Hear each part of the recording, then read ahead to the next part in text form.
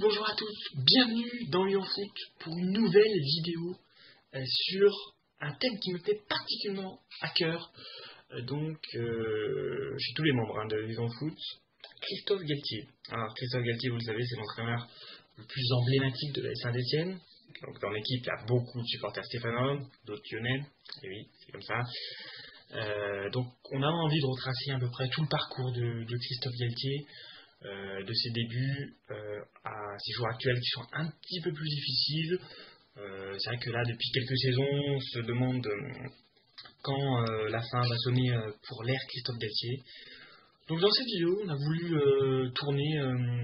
retracer, on va dire, tout son parcours, ses qualités, il en a énormément, mais également ses limites, notamment son jeu, sa façon de voir le foot, qui peut poser débat dans le Forest depuis maintenant plusieurs saisons. Allez, on va retracer tout ça.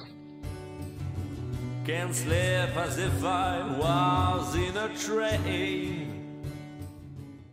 Donc, Christophe Galtier, on va recontextualiser son arrivée déjà en tant que numéro 1 au sein du club.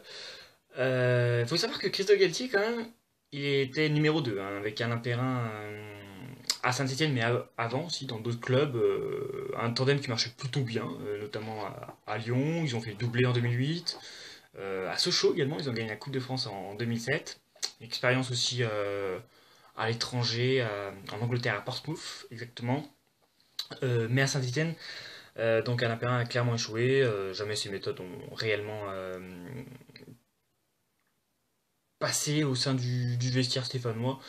Il a été licencié un an seulement après son arrivée, à la suite d'une longue défaite sur le terrain de Paris. Donc le lendemain, au cours d'une réunion, il est licencié.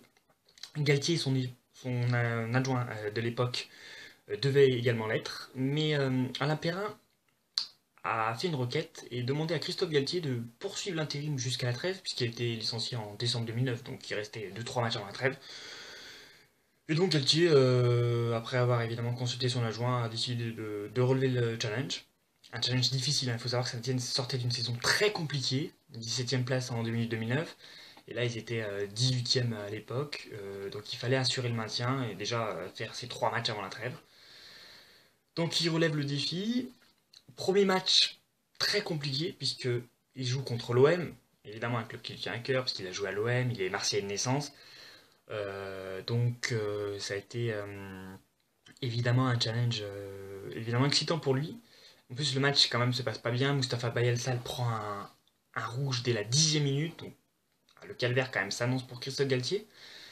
Mais paradoxalement, Saint-Etienne fait un match super courageux, solide. Ils font un 0-0 à 10 contre 11 pendant 80 minutes. Donc c'est quand même une première victoire pour Christophe Galtier. Là on peut apercevoir déjà sa façon de manager ses hommes, de remobiliser ses troupes, sa hargne. On voit déjà le style Galtier au bout de quelques matchs. Quand la trêve arrive, on annonce évidemment l'arrivée d'un nouveau coach.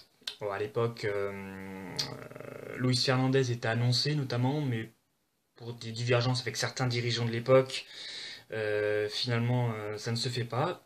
Donc Saint-Etienne ne trouvant aucune solution de repli, fait confiance à Christophe Galtier jusqu'à la fin de saison pour assurer le maintien, qui est évidemment loin d'être acquis à l'époque. Saint-Etienne à la trêve avait de mémoire 18 ou 19 points, donc il fallait faire une grosse deuxième partie de saison. Puis Galtier finalement, il va réussir à maintenir le club au soir d'une 36e journée à Boulogne-sur-Mer. Et oui, Saint-Etienne était concurrent avec Boulogne-sur-Mer à l'époque. On regrette pas ce temps-là quand même. Un maintien difficile, mais Galtier a quand même réussi sa mission. Globalement, l'équipe quand même a été beaucoup plus solide. On aperçoit sa rigueur défensive, sa façon comme j'ai dit, de manager ses hommes. Un parcours en Coupe de France qui n'a pas été mauvais aussi. Saint-Etienne est allé en quart de finale, une défaite contre Lens. Donc son bilan plutôt réussi, et Galtier a réussi son intérim. Donc à l'intersaison 2010, finalement, Galtier est reconduit pour une ou 2 saisons même, je crois de mémoire. Et là, de grands changements internes arrivent à Saint-Etienne. Donc il faut recontextualiser aussi tout ça.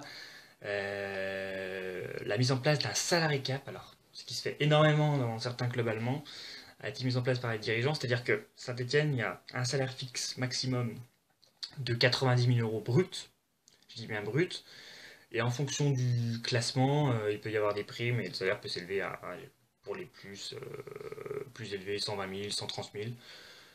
Voilà, il y a énormément de rigueur qui est mise en place dans ce club, qui était parti à la dérive complètement. Les dirigeants qui avaient laissé la main à des dirigeants complètement incompétents, voilà, qui ont été licenciés par la suite. Et Galtier donc a voulu à cette intersaison prendre des mecs avec un meilleur état d'esprit, des mecs d'expérience. Il va y avoir l'arrivée de Laurent Batles, qui avait 33 ans, de Sylvain Marchal, de Carlos Bocanegra. Et oui, Carlos Bocanegra qui n'est pas resté longtemps, mais qui a amené une certaine expérience. Donc, voilà, Christophe Galtier avait une mission, reconstruire le club et essayer de faire une saison de transition un peu moins pénible que les deux précédentes, puisque le club avait obtenu son maintien dans les dernières journées. Voilà, remettre Saint-Etienne là où il devait être, tout simplement, dans les premières places du classement. Donc cette saison 2010-2011, elle commence tambour battant, souvenez-vous, avec notamment un Dimitri Payet on fire, un mois d'août et septembre exceptionnel, notamment un but lors du derby. On va revenir sur ce derby parce que c'est le match qui marque déjà un peu l'histoire de Christophe Galtier. Il faut savoir que Saint-Etienne n'avait plus gagné un derby depuis 1994. Qui font un match à Lyon vraiment courageux, mais vraiment dominé par les Lyonnais qui étaient en pleine crise à l'époque. Hein. Ils étaient 18e, je crois, au soir du derby. Voilà, la Baraka aussi. Il faudrait qu'on fasse un peu un lien entre Galtier et Deschamps, notamment sur les faits de jeu qui tombent souvent en faveur du coach stéphanois et du coach français également. Voilà, ce match avec deux poteaux, des sauvetages sur la ligne et ce coup franc de Payet. Donc Saint-Étienne qui s'impose à Lyon. Je crois que c'est depuis 81 qu'ils n'avaient pas gagné à Lyon avant ce 25 septembre 2010. Les Verts qui sont même en tête, je crois, en fin septembre. Donc un début de saison exceptionnel. La ferveur qui revient. Le stade qui se remplit, évidemment. On sait qu'à Saint-Étienne, ça s'enflamme. À la fois, ça s'enflamme très vite. Et ça s'alarme également très vite également. Puisqu'il y a beaucoup de ferveur autour de ce club. Voilà, Galtier, en quelques mois, il est vraiment apprécié des hommes. Voilà, il a marqué un gros coup, c'est d'avoir gagné à Lyon. Peu importe la manière, hein, je veux dire, quand vous gagnez à Lyon, vous êtes content. C'est vrai qu'il y a des matchs qui n'ont pas trop tourné contre Lyon, et là, ça a tourné en faveur des Stéphanois. Voilà, c'était une fête incroyable, même au soir du match. Galtier était déjà considéré comme un héros, donc voilà, ça a été incroyable. Par la suite, la saison était un peu plus difficile. Deuxième partie plus compliquée. Il y avait eu l'histoire Payet qui voulait aller à Paris. Donc Galtier, voilà, il a essayé de gérer tout ça. Bon, ça a été fini à la 10e place. Donc une saison quand même globalement réussie pour les Verts. Hein. Voilà, Galtier il a su reconstruire le club, voilà, remettre le club d'aplomb. Des joueurs d'expérience qui sont arrivés comme Marshall, comme j'ai dit, Bocanegra, Batles qui a apporté vraiment une touche technique, mais ce leadership aussi dans le vestiaire, ce qui manquait réellement des leaders. Des choix tactiques, c'est vrai que voilà, sur certains matchs, globalement, Galtier on aperçoit qu'il est quand même un coach assez défensif, mais rigoureux. Donc on attend de voir un peu sur la durée s'il va faire évoluer son jeu, sa manière de voir le foot. Mais globalement, voilà, Galtier a su imposer son style en un an et demi. Et là, il n'y a plus d'autre possible. Hein. Christophe Galtier doit continuer lors des prochaines saisons. Et c'est vrai que là, les supporters à l'époque sont assez unanimes sur le fait que c'est un coach qui a bien redressé la barre. Qui a très très bien redressé la barre. Donc, saison 2011-2012. C'est vrai que lors de l'intersaison, là, il y avait des personnes un peu plus inquiètes parce qu'il y a eu des départs de deux joueurs majeurs qui sont devenus des très bons joueurs, des joueurs même essentiels de l'équipe de France actuellement. Dimitri Payet, donc qui devait aller à Paris en janvier, finalement qui a signé à Lille. Voilà, donc Payet, son club de cœur c'était à Paris, il va à Lille. Ça a un peu décrit un peu la mentalité du gars, qui également aujourd'hui son club de cœur c'est l'OM. Bon bref, passons à l'autre sujet. C'est pas trop le débat, mais bon, je voulais juste en parler. Voilà, Matuidi qui est parti à Paris, Donc là, on s'inquiète beaucoup. Là, justement, on va voir comment Christophe Galtier et son équipe, parce que voilà, il y a l'arrivée aussi de Dominique Rocheteau au sein du club stéphanois. Donc Galtier et Rocheteau vont collaborer. Romier qui a repris un peu les rênes du club, puisqu'il avait laissé comme j'avais dit avant, à deux incompétents qui ont été limogés. Voilà. Alors, franchement, le mercato stéphanois est quand même plutôt bien géré, à mon sens. Je dis bien à mon sens. L'arrivée de joueurs d'expérience aussi, qui ont de la bouteille en Ligue 1, bon, un petit peu plus jeune que Laurent Batles quand même, que la saison précédente. Mais l'arrivée de Jérémy Clément, milieu de terrain, de Fabien Lemoine, qui avait eu une grave blessure à Rennes et là qui a envie de se relancer. Voilà, Saint-Etienne, c'est aussi un club qui aime bien relancer des joueurs qui ont eu soit des grosses blessures, soit qui cherchent un peu le banc dans leur club précédent. L'arrivée également, là c'est je pense, à mon goût aussi, le meilleur coup des 6 dernières années, c'est l'arrivée de Stéphane Ruffier au poste de gardien, qui avait déjà une énorme cote quand il était à Monaco. Et là, Saint-Étienne fait venir Ruffier pour pas trop cher en plus, 3 ou 4 millions. Voilà, ce qui met évidemment le gardien emblématique de Saint-Etienne, qui était Jérémy Janot, sur le banc. Voilà, l'arrivée de Stéphane Ruffier. Il y a eu une autre arrivée aussi, c'est celle de Pierre-Emerick Aubameyang, qui avait été prêté en janvier, qui à l'époque n'avait pas beaucoup convaincu. Voilà, on sentait qu'il n'y avait pas un énorme QI foot, de vitesse, mais enfin, non, pas mal de vitesse, mais il n'y avait pas grand chose footballistiquement parlant, je parle. Et on va s'avérer, ensuite on connaît l'histoire d'Aubameyang, hein, ça a parfaitement marché. Donc voilà, la saison 2011-2012, elle démarre moyennement, pas mal de matchs nuls. C'est vrai qu'il y a eu beaucoup de changements, donc le temps qu'il trouve son équipe type. Euh, Sainté a fait, il faut dire, quelques bons matchs ces années-là. Il y a eu des victoires probantes, notamment le 4-0 contre Rennes. Voilà, il y avait beaucoup de jeux à Saint-Etienne sur cette année. Il y a eu des très bons matchs. Voilà, Galtier qui imposait clairement son style de jeu, qui est quand même à vocation défensive. Mais il y a certains matchs, quand même, qui posaient un petit peu débat. Il faut le dire, moi le premier. Notamment un match où Saint-Etienne, je crois, sort de 3 ou 4 victoires et va à Auxerre, qui est quand même un club qui était mal classé à l'époque en Ligue 1. Et là, déjà, on aperçoit un petit peu la frilosité, hein, je dirais, du coach stéphanois. C'est-à-dire qu'au lieu d'aller prendre des risques, quitte à perdre ce match, mais enfin, quitte à gagner aussi, surtout, euh, on sent qu'il lâche pas les chevaux, quoi, qu'il donne pas d'instruction à ses joueurs, disons, d'aller attaquer, et conserve le match nul.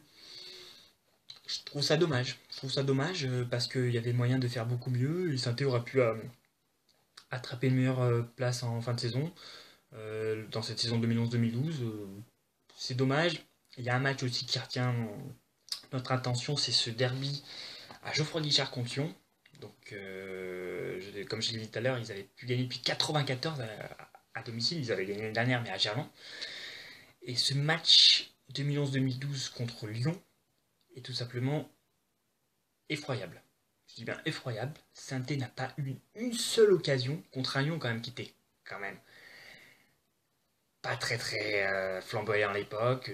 Là, c'était vraiment l'année où jamais, on dit toujours ça, mais où Saint-Étienne pouvait les mettre en danger. Mais Saint-Étienne n'a absolument rien tenté. Galtier avait mis un milieu assez défensif. Je crois que c'était Lemoine, Guilavogui, Clément. Euh, voilà, ils attendaient de contrer pour mettre le but qu'il fallait, mais je pense qu'avec les joueurs actuels qu'il y avait, il y avait un moyen de faire beaucoup mieux, de les mettre en danger. Pas une seule occasion dans un derby, c'est quand même très choquant. On a le droit de perdre, mais de rien tenter du match, c'était quand même globalement décevant. Voilà, ce derby qui finalement qu'ils ont perdu 1-0 en déjouant, complètement déjouant. Voilà, les regrets, évidemment on peut avoir des regrets sur les résultats, mais surtout sur la manière, parce que quand on tente rien, il y a peu de chances qu'on obtienne un résultat. Évidemment, je crois que les supporters étaient quand même déçus sur ce match, parce que voilà, c'était peut-être le moment de battre Lyon à domicile. Voilà, cette saison 2011-2012, globalement, est quand même positive, même si Saint-Etienne rate de très peu hein, la qualification européenne, il finit 7ème. Mais voilà, 2 saisons de suite, on peut dire que la phase de reconstruction a eu lieu, hein. 10e place en 2010-2011, 7e en 2011-2012. Donc au bout de 2 saisons, on peut faire un premier bilan, même 2 saisons et demie, un premier bilan de Christophe Galtier. Donc c'est plutôt positif. On aperçoit donc sa rigueur défensive, son état d'esprit. Voilà, c'est un vrai gagneur, Galtier. Évidemment, il y a du peps, hein, il y a de l'énergie. On sent que le discours passe énormément. Mais il y a quelques réserves quand même. Voilà, comme j'ai décrit sur certains matchs, peu de, je dirais, de prise de risque sur certains matchs qui pourraient permettre au club de franchir encore un peu plus un cap. Donc voilà, est-ce que ça va arriver en recrutant peut-être des joueurs un peu plus talentueux? On va le voir par la suite. Voilà, on a quelques réserves, mais il y a quand même beaucoup de positifs sur ces 2 premières années et demie. Donc là, Galtier est incontestable. Donc voilà, maintenant on attend que Saint-Etienne franchisse un cap et accroche certainement une qualification en Coupe d'Europe qui échappe au club depuis maintenant plusieurs saisons. Voilà, phase de reconstruction complètement réussie pour le club, hein. Donc saison 2012-2013 qui restera historique pour le club, on va revenir dessus. Après ces 2 dernières années cohérentes, le club nourrit de grosses ambitions pour cette saison 2012-2013. La majorité des cadres sont conservés, et puis des joueurs plutôt dans le talent qui sont recrutés au détriment de l'expérience au cours des 2 dernières années. Donc il y a une évolution hein, chez les recruteurs. Amouma et Coad, qui étaient des joueurs évidemment talentueux, qui sont débauchés en provenance respectivement de Caen et de Valenciennes. Également l'arrivée de François Clerc, qui est une valeur sûre au poste de latéral droit. Il a joué à Lyon, à Nice, donc pas mal d'expérience, talent. Donc le projet sportif stéphanois, qui est de finir 5e, attire un peu plus de joueurs. Voilà, Saint-Etienne devient attractif, c'est plutôt positif pour le club. Cette saison, elle part quand même très mal. Il y a 2 premiers matchs qui sont ratés. Une défaite inaugurale contre Lille, je crois Guichard, et une défaite absolument lamentable à Toulouse. Saint-Etienne fait un match absolument dégueulasse. Galtier pousse une colère froide hein, envers ses joueurs, mais envers lui-même, il a une réaction, je cite, il dit mes joueurs sont hors de forme, tout comme moi. Donc voilà, il dit qu'il fait pas les bons choix. Je pense que c'est plutôt une petite pique à vif. Et là, on voit que Galtier, dès qu'il arrive à piquer ses joueurs, il y a une réaction. Voilà, c'est une de ses qualités aussi, c'est qu'il arrive à piquer ses joueurs. Parce que derrière, ils arrivent à mettre 2 énormes tartes, un 4-0, un 3-0. Certes, contre Brest et Bastia, mais bon, il faut les mettre, ces tartes. Et la manière a été au rendez-vous. Début de saison un peu poussif, quelques matchs nuls. Après une victoire contre Nancy 4-0, une vraie raclée. Saint-Étienne va vraiment faire pencher sa saison, c'est sur ce match à Paris, le 3 novembre 2012. Voilà, l'un des plus gros exploits de la Saint-Etienne ces dernières saisons, c'est cette victoire au Parc des Princes chez le nouveau PSG. Quand je dis nouveau PSG, c'est évidemment avec le rachat des Qataris face à Zlatan, les Verts qui s'imposent 2-1.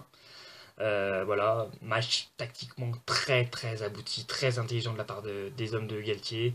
Voilà, ils ont très bien défendu en première mi-temps, ils ont su exploiter voilà, les moindres contres qu'il y avait dans ce match. Sakho qui marque, Aubameyang marque par la suite, Zlatan prend même un rouge, et voilà, les Verts qui s'imposent 2-1 à Paris.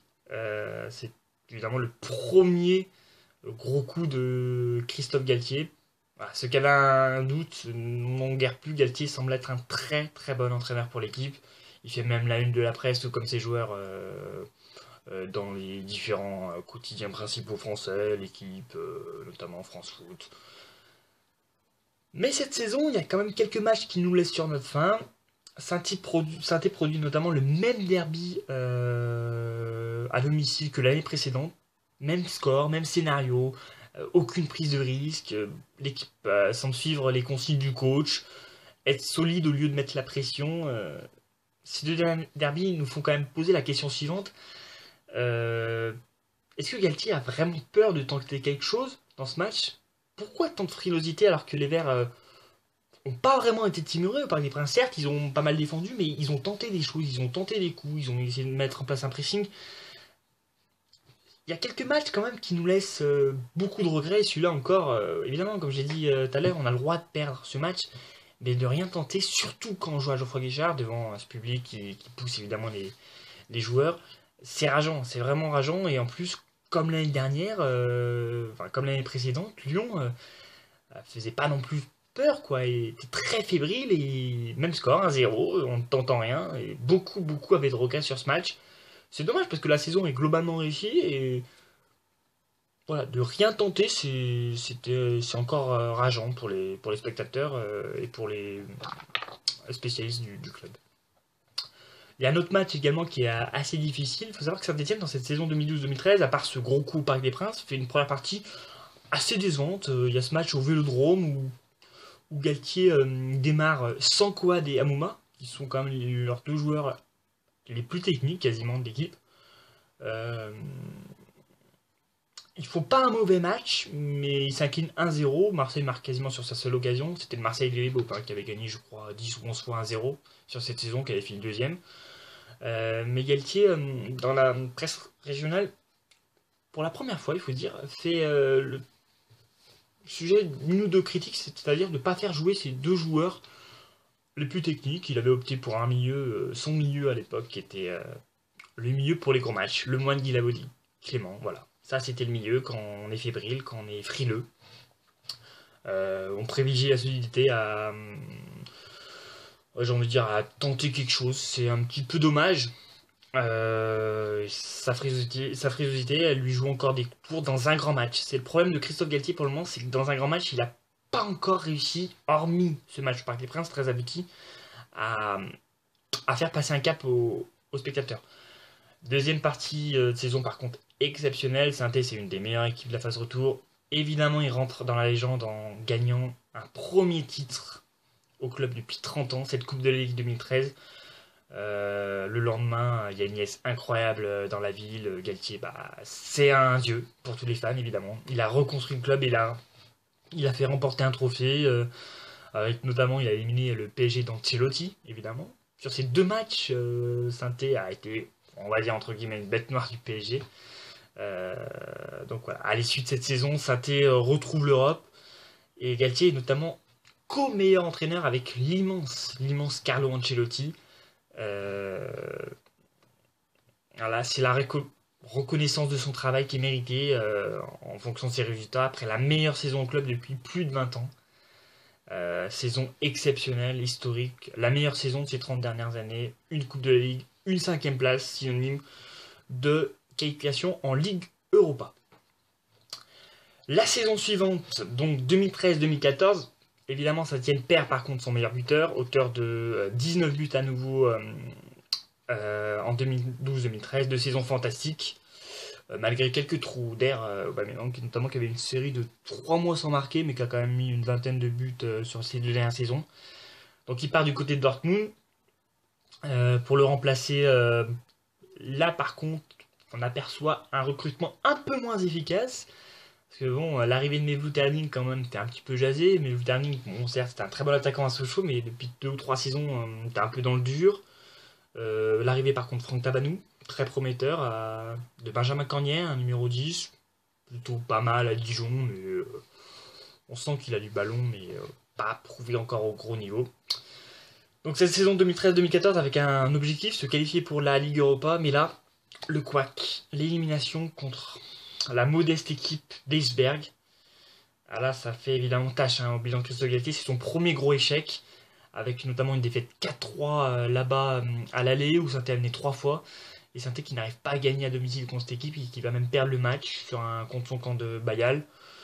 Voilà, c'est le premier gros coup dur de Christophe Galtier, qui avait un petit peu du mal à accuser le coup, parce que voilà, il aurait aimé passer ses soirées européennes le jeudi là, dans cette saison. Euh, voilà, gros coup de dur là pour Christophe Galtier. Cette saison est moins claquante dans le jeu, même si Saint-Étienne fait quand même une bonne saison. Le derby qui est perdu à l'aller, malgré quand même un meilleur match dans le contenu, mais perdu sur un but cruel de Briand.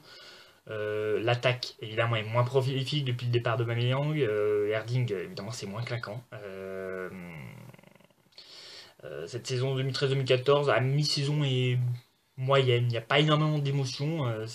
Évidemment, quand on a vécu la saison d'avant, c'est difficile de s'en remettre. Il y a pas énormément de moments de s'enthousiasmer dans cette saison.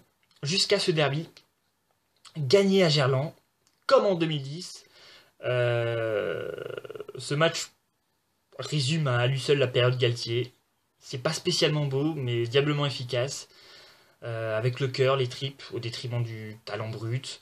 Les buts inscrits par deux joueurs courageux, Erding, Brandao. Brandao qui avait notamment, on n'en a pas parlé, mais était essentiel dans la saison d'avant.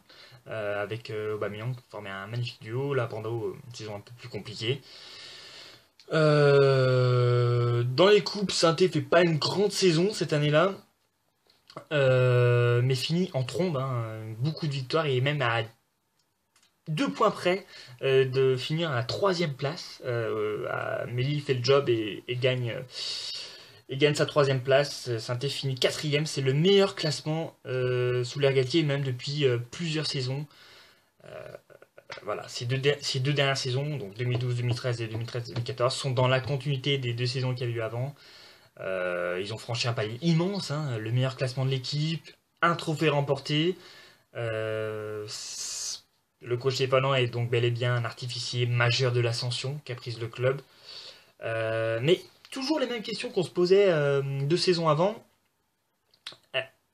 Dans les grands matchs, toujours à des formations assez défensives, par exemple le système à 5 derrière, une philosophie de jeu qui n'est pas spécialement prise en compte ou une priorité absolue pour le coach. Il parle beaucoup de résultats, mais pas de jeu, la façon dont il voit le foot. Même avec des joueurs plus talentueux, on ne perçoit pas réellement une vraie différence. Maintenant, ces résultats parlent pour lui et il n'y a rien à dire. Cependant, s'il n'y a pas de remise en cause sur le plan du jeu, ça pourrait lui jouer des tours sur la durée parce que à force de durer, son discours risque de moins passer. Alors est-ce qu'il y aura une phase de stagnation et de déclin? On va voir sur les saisons qui arrivent. Évidemment, Galtier n'a aucune raison de partir parce que son vrai objectif maintenant, c'est de faire une campagne européenne, ce qui n'a pas été le cas la saison précédente. Donc l'Europa League est dans toutes les têtes au début de cette saison 2014-2015. Évidemment après l'échec de l'année dernière, les Verts qui vont jouer contre la modeste équipe de Karabuspor, mais évidemment le match de l'année dernière hante un petit peu les têtes stéphanoises. Après une double confrontation très laborieuse, les Verts se qualifient enfin pour la phase de poule au tir au but. Donc c'est la folie à Geoffroy Guichard, comme si on avait quasiment limite gagné la Ligue des Champions. Mais les Verts qui sont soulagés à l'image de Galtier qui va faire le tour du terrain, le point levé. La dernière fois qu'on l'a vu comme ça, honnêtement, c'était certainement pour la victoire en Coupe de la Ligue. C'était une vraie libération avec lui. Souvenez-nous quand même qu'il part d'un maintien qui a Boulogne-sur-Mer et maintenant qui est qualifié en Ligue Europa. Voilà, c'est une étape très importante franchie par le club. Cette début de saison, hormis ces 3-4 premiers matchs prolifiques en but, les Verts on va avoir toutes les peines du monde à marquer plus d'1 but dans un match. Il va y avoir beaucoup de soucis défensifs à l'image des saisons qu'on vit actuellement. Le mercato est globalement moins efficace. Les recrutements de Monet Paquet, d'Erding, de Ricky von Wolfswinkel qui est également un mystère. Est-ce que les recruteurs sont aussi moins inspirés, comme le coach? Pourquoi pas. Peu d'émotions pour les supporters, un peu comme la saison précédente, mais là il y en a encore un peu moins. Hormis ce 30 novembre 2014, qui va également être un nouveau jour historique sous l'ère de Christophe Galtier, avec un derby remporté à Geoffroy Guichard 20 ans après le dernier, 3-0, et là, rien à dire, les Verts ont tenté, enfin. C'est ce qui manquait ces dernières saisons, comme je l'avais dit en 2012, en 2013 contre Lyon. Là, ils ont tenté donc un match mode Atlético, un pressing intense. Ils ont complètement bouffé les Lyonnais qui n'ont pas existé dans ce match. Un 3-0 complètement logique. Donc là, se pose une vraie question. Saint-Étienne a les joueurs en plus pour faire le pressing au niveau du milieu de terrain, pour harceler, pour partir vite en compte. Mais pourquoi ne joue-t-il pas toujours comme ça? C'est une question réelle qu'on se pose. Pourquoi ne jouent-ils pas toujours comme ça? Honnêtement, ils ont les joueurs pour le faire. Alors oui, je veux bien, on peut pas toujours être bon, mais de là à se faire chier quand même la plupart du temps, c'est quand même assez inquiétant. Voilà, malheureusement, on le verra trop peu cette saison. Un match comme ça. Je vais pas évoquer le parcours en Ligue Europa sur cette saison avec aucune victoire, même contre Karabag. Dnipropetrovsk, qui était quand même pas des machines de guerre, même si on va voir que le Dnipro était en finale d'Europa League. D'ailleurs, j'arrive toujours pas à l'expliquer. Euh, voilà, en championnat, il y a très peu de matchs. Les Verts qui montrent une incapacité chronique à produire du jeu. Peu de joueurs techniques, donc voilà, pourquoi ne pas jouer haut, faire un pressing au lieu de vouloir essayer de trouver des décalages. Les Verts n'ont pas de technique, globalement au milieu de terrain, puis il n'y a pas d'enchaînement, des doublements de passes dans l'intervalle, il n'y a aucun travail qui est fait dans le jeu. Là, on aperçoit réellement les vraies limites de Christophe Galtier. Qu'est-ce que à l'entraînement font-ils? Pourquoi il n'y a pas de doublement de passes? Ok, je veux bien qu'il n'y ait pas de joueurs méga forts techniquement, mais bon, la technique, ça se travaille, hein. Les enchaînements, ça peut se travailler à l'entraînement. On a vu plein de contre-exemples dont je parlerai tout à l'heure. La saison 2014-2015, elle est quand même globalement assez décevante. Alors, en termes de classement, non, puisque les Verts finissent pour la troisième année consécutive dans le top 5, une cinquième place. Mais dans le jeu, ça a quand même été de nombreuses purges. Et ça faisait très longtemps qu'on s'était pas emmerdé comme ça à Saint-Étienne. Même sur certaines victoires, notamment contre Nantes et Montpellier, Saint-Étienne gagne 1-0 et on entend quelques sifflets de la part du public qui réclame un petit peu de spectacle parce que Saint-Étienne, voilà, il y a tout pour s'enflammer, sauf le jeu, ce qui est handicapant. Euh, et on est très déçu quand même globalement de la façon dont joue côté Stéphanois. On regrette évidemment la période Aubameyang, mais on peut faire beaucoup mieux. On peut faire beaucoup mieux et Galtier, voilà, à chaque fois qu'on émane certaines critiques dans le jeu, il va se justifier sur certains résultats, mais sur la durée, est-ce qu'il aura toujours l'effet de jeu envers lui? Est-ce qu'il aura toujours cette baraka? Au bout d'un moment, ça va tirer. Ça va tirer sur la corde et il va falloir vraiment comme j'ai dit, qu'il se remette en cause. Et le problème, c'est que Christophe Galtier, il a quand même beaucoup de mal à se remettre en cause. C'est un vrai problème. Donc cette saison 2014-2015, à part le derby, est quand même assez moribonde. Bon, il y a une qualification en Ligue Europa. Galtier, en marge de cette préparation 2015-2016, fait une interview, je trouve, assez intéressante. Il veut changer de style. Tiens, première fois qu'il parle un peu de jeu, de style de jeu, de régaler le public. Je trouve ça intéressant. Maintenant, bon, après les actes, après la parole, place aux actes, hein, comme on dit. Mais seulement le premier match à domicile contre Bordeaux, Galtier se contredit, puisqu'il nous concocte à domicile contre Bordeaux, qui est un concurrent de Saint-Étienne, mais qui n'est pas un gros du championnat, un milieu qu'on peut plus présenter en 2015. C'est plus possible de jouer avec un trio défensif au milieu comme Diomandé, Lemoine et Clément. Lemoine en numéro 10. Lemoine, c'est le Andrea Pirlo c'est le André Sinista de Saint-Étienne. Franchement, on peut plus jouer. Comment on peut avoir cette vision du foot et d'ailleurs, voilà, la production elle est lamentable. Les Verts font un match nul, nul dans tous les sens du terme contre Bordeaux. On part pas sur des énormes matchs. Il y a des matchs sur la durée qui sont insipides. Il n'y a aucun jeu. Pourtant, certains joueurs recrutés comme les séries sont censés avoir mieux de jeu. Mais le problème, c'est qu'on peut avoir des meilleurs joueurs. Mais si autour, il n'y a pas de mouvement, il va pas pouvoir exprimer son potentiel. On va en parler également de Feridou et de Sévec, qui étaient des bons joueurs à l'époque, mais qui ont du mal à montrer leur potentiel parce que cette équipe, elle est stéréotypée. Il n'y a pas de mouvement. Au bout d'un moment, il va falloir que l'entraîneur aussi se remette en question et puis fasse jouer ses équipes parce que c'est plus possible, quoi. Alors, sur cette saison, par contre, il faut dire que le parcours européen a été excellent. Notamment un match gagné à la Stéphanos contre le Dnipropetrovsk, finaliste l'année passée de cette compète. Et les Verts, là, qui vont faire un super match. Victoire stéphanoise, grinta, pressing, intensité 3-0, net et sans bavure. Voilà, le public était aux anges et il a eu peu l'occasion vraiment de se régaler, trop peu l'occasion ces dernières saisons de se régaler, en termes de jeu, hein, je parle. Parce qu'à la suite, Saint-Etienne va faire des matchs assez lamentables. Je parle dans le jeu, mais c'est insipide, on ne peut pas produire de telles prestations. Il y a eu ce derby aussi. C'est vrai qu'il y a eu un énorme changement pour Saint-Etienne, c'était la grosse blessure de Beric à Lyon l'année dernière, qui a été taclé de façon assez méchante par Firi, qui n'a pas eu de suspension par ailleurs, ce qui est assez étonnant. Et oui, ami lyonnais. Il faut reconnaître que les Lyonnais perdent un peu leur calme ces derniers temps dans les derbies. C'est vrai que Beric, il avait cette capacité à garder le ballon, à faire monter le bloc. Évidemment, avec Roux et Soderlund, tout de suite c'est plus compliqué, mais il n'empêche, enfin, faut pas se trouver d'excuses. Saint-Etienne joue mal, joue très très mal. Et hormis voilà, des matchs européens, les seules émotions qu'on a eues ces derniers temps, c'est en Europe. C'est ce match aussi contre Bâle, où Saint-Etienne se fait éliminer à la dernière seconde. Un match aller où on s'est globalement régalé. Saint-Etienne qui gagne 3-2 avec un but de Baebek. Et oui, Baebek a marqué. Mais globalement, voilà, c'est cette élimination cruelle. Et c'est la seule émotion qu'on a eue, quoi. Et c'est le problème, c'est qu'à Saint-Etienne, une ville où, enfin un club qui vit jour et nuit, midi, matin, soir, pour le shoot, peu d'émotions comme ça, c'est quand même rageant, quoi. C'est quand même rageant.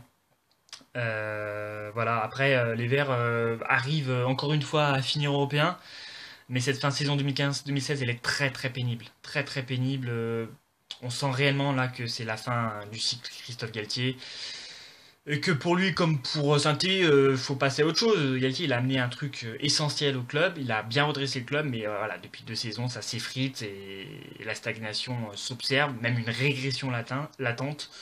On peut observer chez le technicien stéphanois.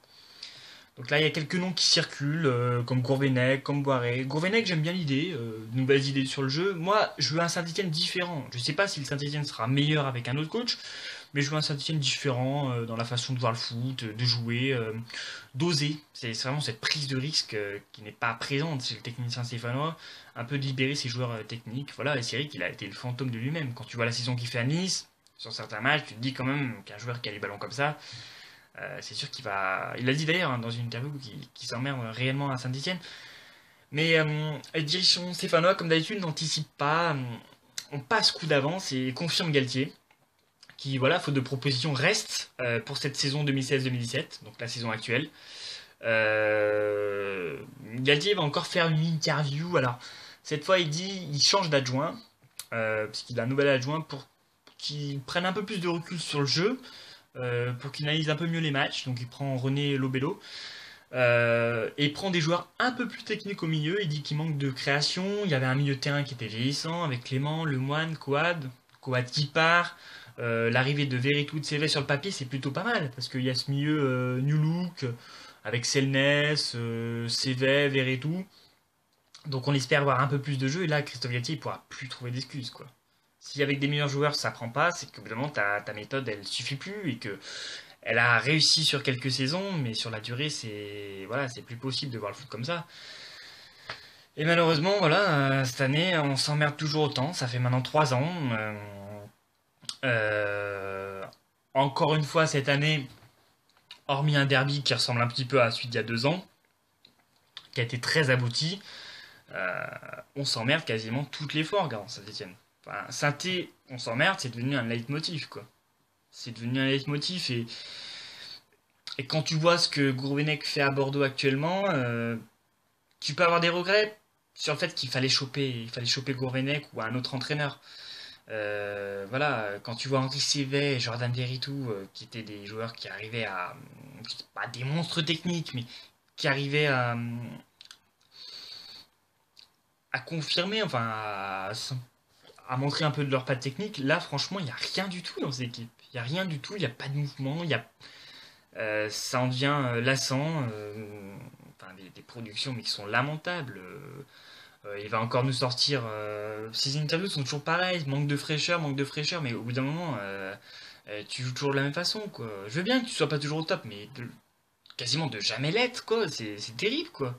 Des joueurs, voilà, enfin je parle beaucoup d'Henri Saivet parce que c'est vraiment l'ombre de lui-même, quoi. Ce joueur, il est méconnaissable. Ole Selnes, qui est quand même un joueur qui a du ballon, a du mal à montrer son potentiel.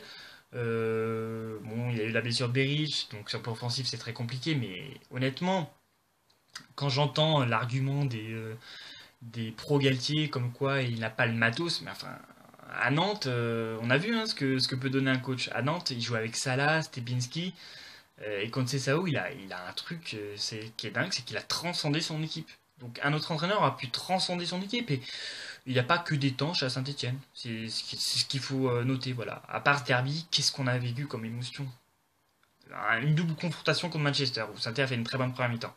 Mais encore une fois, le match retour, il est un peu quelconque, quoi. Il n'y a pas eu de folie alors que Saint-Etienne aurait pu lâcher les chevaux. Ils avaient plus peur de ne pas prendre de branlée que de lâcher les chevaux. Au bout d'un moment, voilà, le totem d'immunité de Galtier, ça va 5 minutes, quoi. Au bout d'un moment, il va falloir qu'il se remette en question. Et c'est vrai qu'après avoir fait l'unanimité, là, Christophe Galtier a beaucoup de mal à convaincre et beaucoup de supporters veulent voir autre chose, quoi. Veulent voir autre chose. Donc il est temps pour lui de partir, pour lui hein, surtout, et pour le club de voir autre chose, voir un Saint-Etienne différent, ce qu'il va donner. Et j'espère que, comme je pense 70% des supporters, enfin des supporters lucides, voudraient voir un nouveau coach. En tout cas, Christophe Galtier, il aura laissé une trace ineffaçable au sein du club. Mais maintenant, voilà, on a pu apercevoir ses limites sur ces dernières saisons. Et puis on espère aussi pour lui qu'il pourra s'épanouir peut-être dans un autre club, une autre culture. Christophe Galtier, on peut lui dire un truc, merci pour tout, mais maintenant il est temps pour toi d'aller voir autre chose. Voilà, c'est la fin de cette vidéo sur Christophe Galtier. On a essayé de traiter ce dossier de manière objective. J'espère que vous avez aimé cette vidéo. On vous attend pour de nouvelles vidéos. On vous attend nombreux. Essayez de nous rejoindre donc sur Vivant Foot. On a une page Facebook, une page YouTube. Merci à tous. À bientôt pour de prochaines aventures. Ciao. I love you.